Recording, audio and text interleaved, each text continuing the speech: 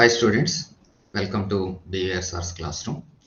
Today we'll take up organic chemistry topic alkyl halides. In this alkyl halides, I'll be dealing with preparation and properties. This is the first part of this alkyl halides topic. We'll have a series of part 2, part 3, part like that. So please watch all the videos and enjoy. I am B. Venkatrao from the Department of Chemistry, Government College, Autonomous, Rajahmundry. Before going into the details of preparation and properties, let us see what is the syllabus that is meant for examination. Please do remember students, this explanation is equally useful for competitive exams like MSc entrance exams, a NEET exam, IIT JEE mains advanced exam and other examinations also. The syllabus is like this, alkyl halides. We have to start methods of preparation and properties. In this properties discussion, we have to focus our study on SN1, SN2 and SNI mechanisms. Okay, after completing those things, we have to take up the stereochemical aspects and also effect of solvent on these type of reactions. Then we will take up the substitution reaction and elimination reactions. That means when a substitution reaction is possible and when elimination reaction is possible. In the meanwhile, we will also discuss about the Williamson synthesis, which is meant for the preparation of ethers. So this is the syllabus which falls under alkyl halides. Then what are alkyl halides? These are the organic compounds in which halogen atom is directly bonded to the carbon atom. So there is a direct bond between carbon and halogen atom. Here halogen may be a fluorine, chlorine, bromine, iodine. They are derived from alkanes, alkenes, alkynes by the replacement of hydrogen atom by a halogen atom. There are some examples given in this slide like CH3Cl, that is methyl chloride, CH3Br, methyl bromide, etc. etc. Then how it is prepared? You see this one, RH reacted with X2. R means alkyl group, X means a halogen, that result in the formation of RX. That means X is substituting hydrogen atom. Okay, in addition to that, a halogen acid will also be formed, that is HX.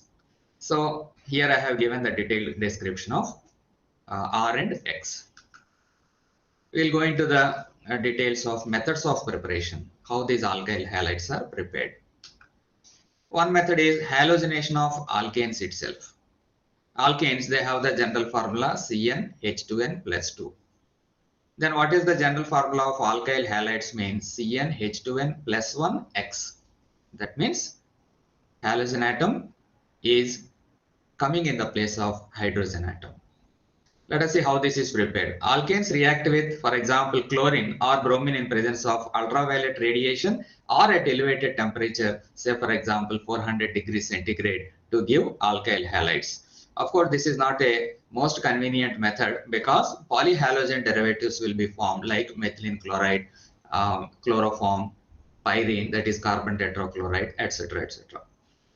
Of course, this is a laboratory method of preparation. CH4 plus Cl2. CH4 is methane, gives rise to CH3Cl, that is methyl chloride. In addition to CH3Cl, HCl will also be formed in this reaction. That is one method of preparing alkyl halides by halogenation of alkanes. Another method is from alkenes. How alkyl halides can be prepared from alkenes means by the addition of halogen acids to alkenes. Halogen acids like HCl, HBr, HI, etc. Halogen acids, they have the general formula HX. They add to alkenes to form alkyl halides. The mode of addition follows Markovnikov rule. That means negative part of the addendum is added to the carbon atom having lesser number of hydrogen atoms. That you know very well. But in presence of peroxides, it follows anti-Markovnikov rule. Already you studied Markovnikov rule and anti-Markovnikov rule with mechanism in lower classes. Okay, you observe this one, ethylene, CH2 double bond CH2 is allowed to react with HBr. Then it is an addition reaction resulting in the formation of ethyl bromide, that is CH3CH2Br. Similarly, another example, CH3CH double bond CH2 is propene, adds up to HBr in presence of a peroxide, organic peroxide, resulting in the product CH3CH2CH2Br, that is 1-bromopropane. This is in accordance to anti-Markovnikov rule. If there is no peroxide, then what is the major product means 2-bromopropane will be the major product. That thing you already know very well. Another important method for the preparation of these alkyl halides is from alcohols. Alkyl halides are best prepared from alcohols. Why it is like that means alcohol can be reacted with HCl in presence of ZnCl2 or phosphorus halides like PCl3 or PCl5, or even thionyl chloride is used for the preparation of alkyl halides from alcohol. So these are some of the reactions. Ethyl alcohol is CH3CH2OH reacted with HCl in presence of ZnCl2. The product is CH3CH2Cl, that is ethyl chloride. Similarly, same ethyl alcohol reacts with PCl3. Ethyl chloride is formed along with the liberation of phosphorus acid. Okay, ethyl alcohol reacted with phosphorus pentachloride. Ethyl chloride is formed in addition to POCl3 plus HCl. Ethyl alcohol reacted with SOCl2. SOCl2 is thionyl chloride. Result in the formation of ethyl chloride plus sulfur dioxide and HCl. This method is very, very important and useful method. Why it is like that means the purest form of ethyl chloride can be obtained in this particular reaction. So in the competitive examination, they may ask you to identify which reaction is most convenient and suitable for the preparation of ethyl chloride. This method, that is the last method, that is reaction between ethyl alcohol and thionyl chloride. Why it is like that means the sulfur dioxide which is formed, HCl which is formed in this reaction are in the form of gases. So gases will be eliminated from the reaction conditions. Therefore, pure ethyl chloride is obtained in this reaction. That's why it is considered as the best method for the preparation of ethyl chloride from ethyl alcohol. Another method, halogen exchange, we can take up. Alkyl iodides are prepared by this reaction. So that is alkyl chlorides, alkyl bromides, when reacted with sodium iodide in triacetone, then that result in the formation of alkyl iodide, and that reaction is called as Finkelstein reaction. Do remember the name of the reaction, Finkelstein reaction. All these are competitive examination related bits. That's why I am stressing on these aspects. So RX, that is alkyl halide, maybe alkyl chloride or alkyl bromide reacted with sodium iodide, resulting in the formation of alkyl iodide along with the formation of course, sodium halide. Here X is equal to ClBr. That is one method. Please remember this name, Finkelstein reaction. What is the use of Finkelstein reaction? For the preparation of alkyl iodides. Similarly, we have one more method called as Schwarz reaction. What is the use of Schwarz reaction? Schwarz reaction is employed for the preparation of alkyl fluorides. You know very well that alkyl fluorides cannot be prepared by direct halogenation. That's why we are making use of an indirect method, that is alkyl fluorides are prepared by heating an alkyl chloride or an alkyl bromide in presence of a metallic fluoride such as AgF. Then that result in the formation of alkyl fluoride, and that reaction is called as Schwarz reaction. So these are some of the important reactions for the preparation of alkyl halides which I have selected for your page result. Now after completing preparation of alkyl halides, we will take up properties of alkyl halides. Properties of alkyl halides are very, very interesting because there is polarity difference between the carbon and the halogen atom. So due to the formation of that polar covalent bond, there is influence of some reacting aspects. Then basing on that issue, what are the various reactions that are possible as far as alkyl halides are concerned is, one is nucleophilic substitution reactions. Very, very important. We have to deal in detail regarding this nucleophilic substitution reactions. Similarly, we have elimination reactions. Something is eliminated. We will see what group is eliminated. Similarly, we have reaction with metals. Reaction with metals are also very, very important because it results in the formation of a very important organic compound called as Grignard reagent. You might have heard the name Grignard reagent, that is alkyl magnesium halide. They are very, very important synthetic reagents in the laboratory. Okay, so these three are the major reactions that are expected from alkyl halides. We'll study one by one in detail. First, let us start like this. Substitution by a hydroxyl group. Hydroxyl group means OH group. Okay, here we are substituting the halogen atom by a hydroxyl group. Then how this reaction is possible? This reaction is possible in presence of an aqueous KOH or aqueous NaOH. Aqueous solution should be used for this purpose.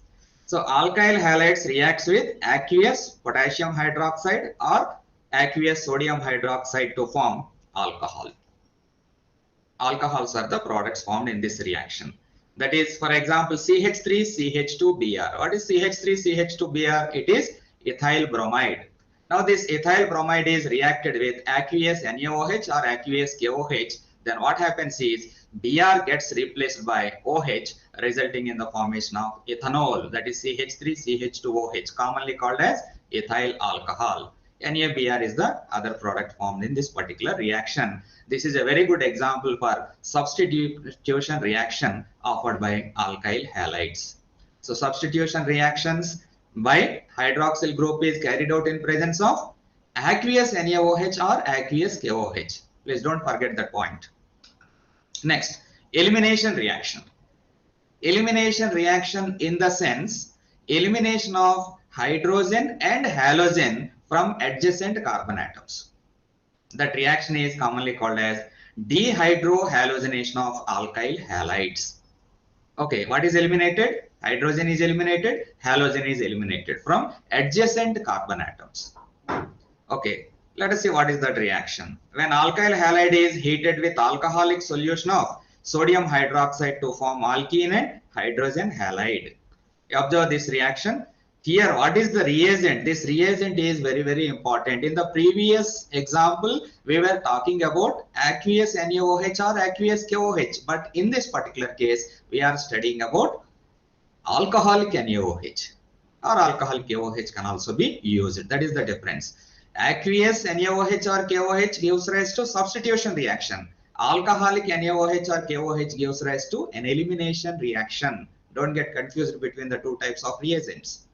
Now this one, alkyl halide subjected to this reaction in presence of NaOH in alcohol, a small heating is required. Then what happens is from alkyl halide, X and H will be eliminated in the form of HX. You observe this one, HX is eliminated.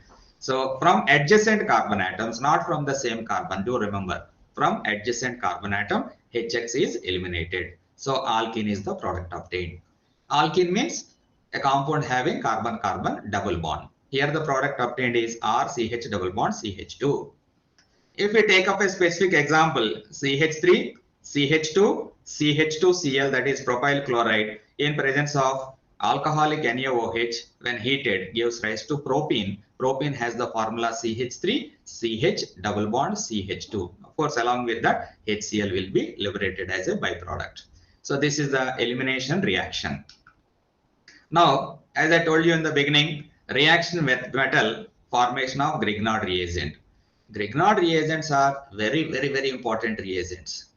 You must be having the thorough knowledge of this formation and reactions involving Grignard reagents. Okay, so formation of Grignard reagent, how it is formed. Alkyl magnesium halides are commonly called as Grignard reagents. They are obtained by treating alkyl halides with magnesium in anhydrous ether to give alkanes. How this reaction is carried out? Alkyl halides are reacted with magnesium, but this magnesium and alkyl halide reaction should be carried out in absolute non-aqueous conditions. Anhydrous ether is used. Okay, alkanes are the products obtained in this particular reaction. Sorry, to give Grignard reagent, not alkanes, Grignard reagent. You observe this one. Alkyl halide reacting with magnesium gives rise to RMgX, alkyl magnesium halide, commonly called as Grignard reagent. That Grignard reagent, upon reaction with a compound having deliverable hydrogen like water, an amine, or an alcohol, resulting in the formation of alkane. Okay, so CH3MgI is methyl magnesium iodide that reacts with water, resulting in the formation of methane. Okay, this is the reaction regarding formation of Grignard reagent. If you write up to this point, that is enough. That is alkyl halide reacting with magnesium in presence of ether, resulting in the formation of alkyl magnesium halide, which is called as Grignard reagent. Now, we have another very important reaction called as Williamson synthesis. What is the use of studying this Williamson synthesis? This is used in the preparation of ethers. What is the general formula of ether? ROR. Okay, so that ROR type of molecules are prepared very easily from alkyl halides and sodium alkoxides. Alkyl halide and sodium alkoxide, resulting in the formation of ethers, and that particular reaction is called as Williamson's synthesis. Let us see what is the reaction. The reaction of alkyl halides with sodium alkoxide or sodium phenoxide can also be used to form ethers is called Williamson synthesis. So this is the reaction. For example, methyl iodide with sodium methoxide gives ethyl methyl ether. A very easy method for the preparation of ethers, Williamson synthesis. You observe this reaction. Alkyl halide has the general formula RH. It is reacted with RONA. RONA in the sense it is sodium alkoxide. Result in the formation of ROR ether plus NaX, sodium halide. A specific example, CH3I is methyl iodide reacted with sodium methoxide CH3CH2ONA gives rise to CH3O CH2CH3, that is ethyl methyl ether. Okay, plus Na of course. If the reaction is between methyl iodide and sodium phenoxide, this molecule is called as phenoxide, a sodium phenoxide. Then what happens is this Na combines with I gives rise to NaI. Then what is the product obtained is C6H5OCH3. C6H5OCH3, commonly called as anisole. This is an ether molecule. Okay, in this way, Williamson synthesis is carried out. Williamson synthesis is very important as far as examination is concerned. Do practice in detail. Now, we have seen some of the important properties of alkyl halides. Now we will take up an important area called as reactivity of alkyl halides. How they are reactive, what are the factors that are influencing their reactivity. In an alkyl halide, there is a carbon-halogen bond. In the beginning itself, I told you that. Carbon and halogen bond, whereas this carbon is involved in sp3 type of hybridization, and that sp3 hybrid orbital of carbon overlaps with the p orbital of halogen, resulting in the formation of C-X bond. Here the actual point arises. Why it is like that means it is a covalent bond, but the electronegativity of halogen is more than that of carbon. That's why the bond is somewhat tilted more towards the halogen. Thereby what happens is on the carbon atom we have partial positive charge, and on the halogen atom partial negative charge will be there. Okay, just observe this one. Partial negative charge on the halogen atom, partial positive charge on the carbon atom. Due to presence of this partial positive charge on the carbon atom, this is the site where nucleophiles can come and attack. Nucleophiles. Nucleophiles means nucleus loving or nucleus seeking species. They have excess electron density. So that type of species, they can come and attack at which point? At this positively charged carbon atom. Okay, the polar character of C-X is responsible for some of characteristic chemical reactions of alkyl halides. The partial positive charge at carbon center guides the attack of nucleophiles, and that drives nucleophilic substitution reactions. So what are the common types of reactions given by alkyl halides? Nucleophilic substitution reactions. Why nucleophilic substitution reactions? Because the carbon atom carries a partial positive charge due to obvious reasons. Hence, nucleophile has the ability to attack this carbon center. That's why the common reactions given by These species are nucleophilic substitution reactions. So in nucleophilic substitution reaction, a nucleophile reacts with alkyl halide, that is the substrate. That is called as substrate. Alkyl halide is called as substrate, having a partial positive charge on the carbon atom bonded to halogen that I already explained. A substitution reaction takes place and the halogen atom called leaving group departs as halogen ion. This is the halogen ion which is departing in the form of leaving group. Since the substitution reaction is initiated by a nucleophile, it is called as nucleophilic substitution reaction. So this is the alkyl halide I am showing with cursor R-X, positive charge on the R alkyl group, whereas negative charge on the halogen. When nucleophile approaches this, what happens is the X gets eliminated from this reaction in the form of leaving group, that is called as leaving group. The group replaced is called as a leaving group. Now, this substitution reaction depends on several factors. What are those several factors? Means nature of substrate is one factor, attacking nucleophile is another factor, there is solvent effect and also leaving group. So these are the four aspects on which this nucleophilic substitution reaction depends, that we have to study in detail. Okay, if it is a primary or a secondary alkyl halide, let us start like this: a primary or a secondary alkyl halide. Attack of incoming nucleophile and displacement of leaving groups takes place in a single step. Please, you have to understand these points. Primary or secondary alkyl halides, attack of incoming nucleophile and displacement of leaving group takes place in a single step. However, if it is a tertiary alkyl halide which is having bulky alkyl groups, attack of incoming nucleophile and displacement of leaving group takes place in two steps. If it is primary, a single step. If it is tertiary having bulky alkyl groups, it takes place in two steps. Hence, these substitution reactions follow two different mechanisms known as SN1 mechanism and SN2 mechanism. SN1, substitution nucleophilic unimolecular. SN2, substitution nucleophilic bimolecular. These two reactions I will continue in part 2. I hope you understood this and you also felt that it is interesting. Thank you very much. All the best.